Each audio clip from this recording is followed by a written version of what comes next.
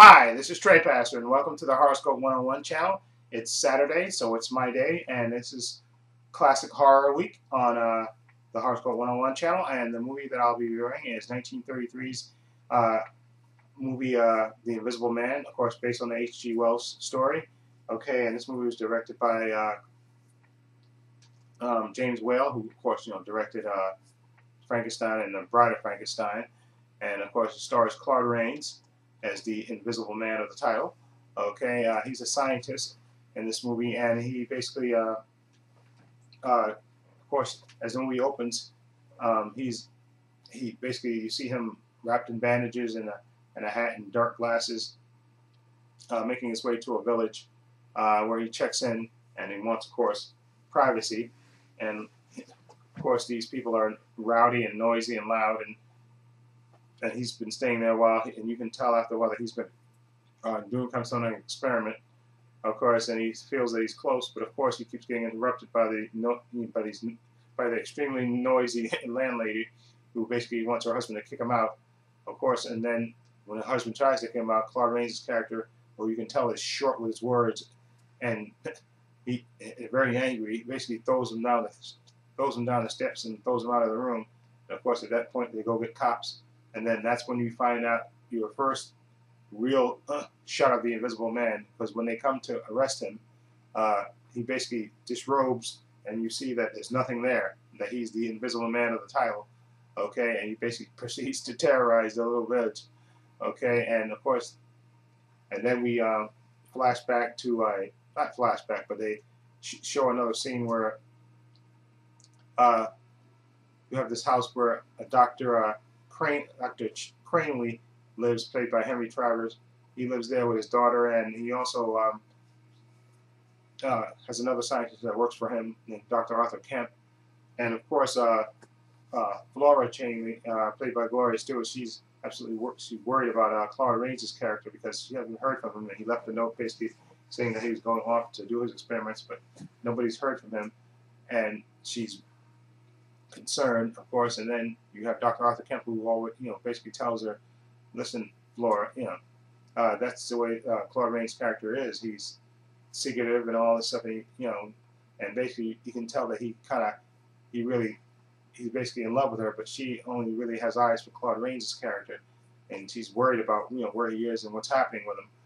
And at this point, also, Dr. Kemp and Dr. Cranley are talking about some of Claude Rains' character, the Invisible Man's, excuse me, experiments, and how there's this drug that he was using in one of his experiments, which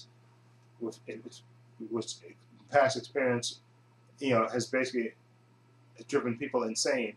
And you can tell when Claude Rains' character, the Invisible Man, when he first makes his appearance, that he's basically batshit crazy. There's no other kind of word to say. He basically is angry and dismissive of people, and he has this delusion of power, and that's more of his sanity, I guess, from the prolonged exposure to the drug that turned him invisible, and he's constantly trying to perfect the formula to make himself visible again. And he actually goes back to the house of Dr. Cranley, where he sees Arthur Kemp there, and he basically terrorizes him and tells him, "Listen, you're gonna be my partner in this, and we're gonna rule the world." With my invisibility, we're gonna rule the world, and we're gonna kill kings, and then we're also gonna kill poor people, just to show there's no distinction in my world. And you can tell that Claude Rains' character is insane. He's really insane. And of course, Dr. Arthur Kemp is, he's playing along with this, but of course, Claude Rains' character basically threatens him that you're going to be my partner, you're going to help me with my experiments, okay, and we're going to rule the world. And he basically also at the same time, he's terrorizing the countryside as the Invisible Man. And this movie is very, very good. Claude Rains is absolutely fantastic as the Invisible Man, and I think I was reading a little bit of the backstory of why James Whale picked him is because the Invisible Man character is not visible for the majority of the movie, so he wanted somebody with a strong theatrical kind of voice, and Claude Rains, had that. And like I say, he's covered in bandages for the most of the movie, so you don't actually see him. And originally I read that they wanted Boris Karloff for it, but he turned the part down because, of course, the Invisible Man's character is invisible for most of the movie, so you don't really see him. Okay, so he didn't want the part, but Claude Rains took the part, and Claude Rains does a great job. And this movie has a great mix of dark humor to go along, because there's a lot of funny gags, more dark humor in this movie, along with, of course, the drama and the romance, of course, because that Flora Cranley, you can tell she's in love with Claude Rains' character, the Invisible Man, and she's worried about him, and wondering what's happening. And Claude Rains is excellent as the Invisible Man. Like I said, you believe that he's batshit crazy and insane.